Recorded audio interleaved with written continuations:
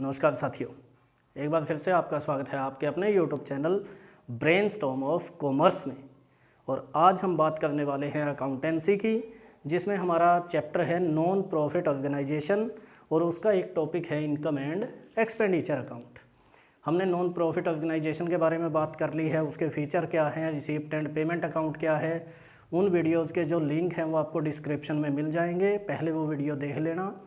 और साथ के साथ जो बच्चे पहली बार वीडियो देख रहे हैं, चैनल को पहली बार आज विजिट कर रहे हैं, वो चैनल को सब्सक्राइब करना बिल्कुल भी ना भूलें और साथ के साथ बेल आइकन को प्रेस कर दें ताकि आने वाली अपडेट्स के जो नोटिफिकेशन होंगे वो आपको साथ के साथ मिल जाएंगे।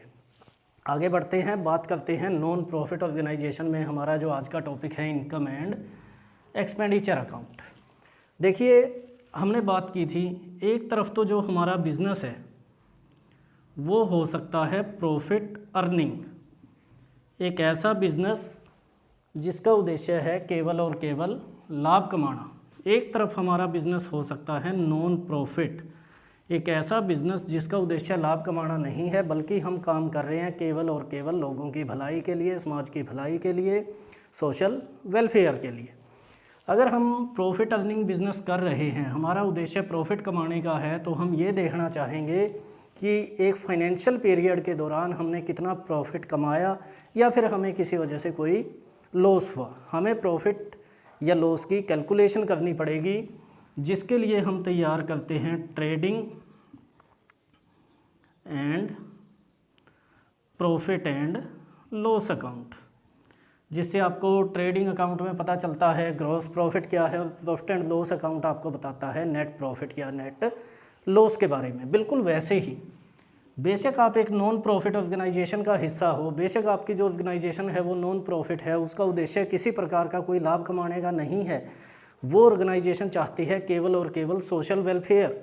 लेकिन फिर भी आपको ये अंदाज़ा लगाना पड़ेगा, ये अनुमान आपको लगाना पड़ेगा कि एक फाइनेंशियल पीरियड के दौरान आपकी टोटल इनकम कितनी है और आपके टोटल एक्सपेंडिचर कितने हैं, ताकि उसके आधार पे आप ये डिसीजन ले पाओ कि भविष्य में आप अपना जो सोशल वेलफेयर का काम है वो सही ढंग से कर सकते हो या नहीं।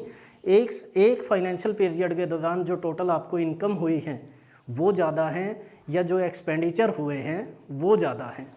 और इन इनकम और एक्सपेंडिचर का पता लगाने के लिए कि आपकी जो इनकम है वो ज़्यादा है, एक्सपेंडिचर कम है, या इनकम कम है, एक्सपेंडिचर ज़्यादा है, इसका पता लगाने के लिए आपको अकाउंट तैयार करना पड़ता है, आपका इनकम एंड एक्सपेंडिचर अकाउंट। अब यदि बात करें इनकम एंड एक्सपेंडिचर अकाउंट की, देखिए इसके तो नाम में ही क्या है, इनकम एंड एक्सपेंडिचर अकाउंट। ये बिल्कुल सिमिलर है आपका प्रॉफिट एंड लॉस अकाउंट के, तो आप कह सकते हो similar to profit and loss account. बस फ़र्क क्या है, फ़र्क ये है कि जो आपका इनकम एंड एक्सपेंडिचर अकाउंट है वो तैयार किया जाता है एक नॉन प्रॉफिट ऑर्गेनाइजेशन के द्वारा, और जो आपका trading and profit and loss account है ये तैयार किया जाता है प्रॉफिट अर्निंग ऑर्गेनाइजेशन के द्वारा। जो आपका इनकम एंड एक्सपेंडिचर अकाउंट है यहाँ लिख देते हैं।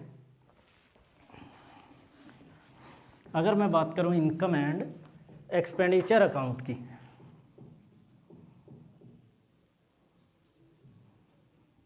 इनकम एंड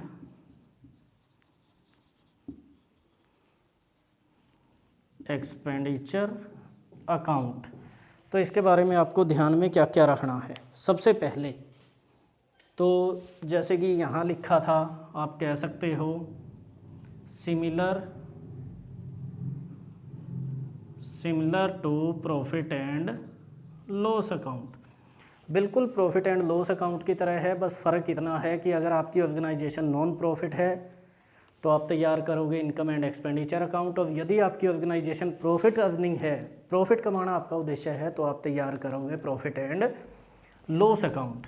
दूसरा, अगर मैं बात करूं इसके नेचर की, तो ये क्या है, एक नॉमिनल अकाउंट है, नॉमिनल अकाउंट इन नेचर। इसका मतलब क्या होगा कि इसको तैयार करते समय आपको कौन सा नियम फॉलो करना है। Debit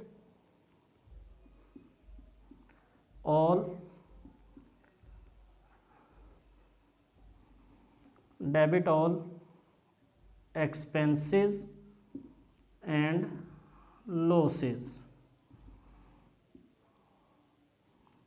credit all incomes and gains.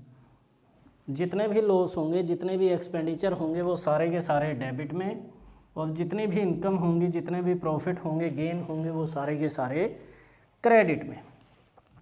ये जो अकाउंट आपको शो करेगा, ये शो करेगा या तो सरप्लस या फिर डेफिसिट। अब ये सरप्लस कब होगा? जब आपकी इनकम ज़्यादा होंगी, एक्सपेंडिचर कम होंगे, तो ये कहलाएगा आपके लिए सरप्लस। और डेफिसिट कब होगा? जब आपकी इनकम कम होंगी, एक्सपेंडिचर ज़्यादा होंगे। इनकम ज़्यादा है, एक्सपेंडिचर कम है, तो आपके लिए सरप्लस है। और यदि इनकम कम, एक्सपेंडिचर ज़्यादा है, तो आपके लिए डेफिसिट है।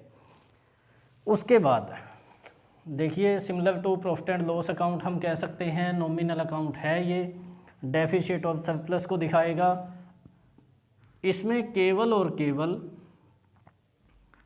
जो रेवेन्यू नेचर आइटम हैं, रेवेन्यू नेचर आइटम्स को ही रिकॉर्ड किया जाएगा। किसी भी प्रकार की कैपिटल नेचर आइटम को इसमें रिकॉर्ड हम नहीं करेंगे, सिर्फ और सिर्फ रेवेन्यू नेचर। और रेवेन्यू नेचर का मतलब है सिर्फ और सिर्फ करंट ईयर से रिलेटेड जो हमारे पास ट्रांजैक्शन होंगी, जो हमारे पास डाटा होगा, वही इनकम एंड एक्सपेंडिचर अकाउंट में दिखाया जाएगा।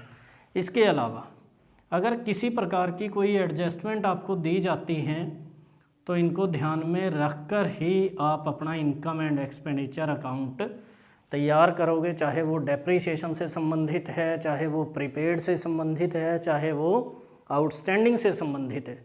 किसी भी प्रकार की कोई भी एडजस्टमेंट यदि आपको दी गई है, तो उसको ध्यान में रखकर ही क्या तैयार किया जाएगा, इनकम एंड एक्सपेंडिचर अकाउंट। बस आपको इतना ध्यान में रखना है, बिल्कुल वैसे ही तैयार किया जाएगा जैसे प्रॉफिट एंड लॉस अकाउंट तैयार किया जाता है, सिमिलर टू पीएल। एडजस्टमेंट को आपको ध्यान में रखना है। नॉमिनल अकाउंट है, ये शो करेगा सरप्लस या डेफिसिट, और इसमें केवल रेवेन्यू नेचर यानी करंट ईयर की आइटम्स को ही इंक्लूड किया जाएगा। तो ये था हमारा आज का छोटा सा एक टॉपिक था, इनकम एंड एक्सपेंडिचर अकाउंट। उम्मीद है आपको ये समझ में आया होगा। अगर आपको समझ में आया, टॉपिक अच्छा लगा, वीडियो अच्छी लगी, तो वीडियो को लाइक शेयर अवश्य करें, और आपका साथ, आपका प्यार कमेंट के रूप में हमें अवश्य दें।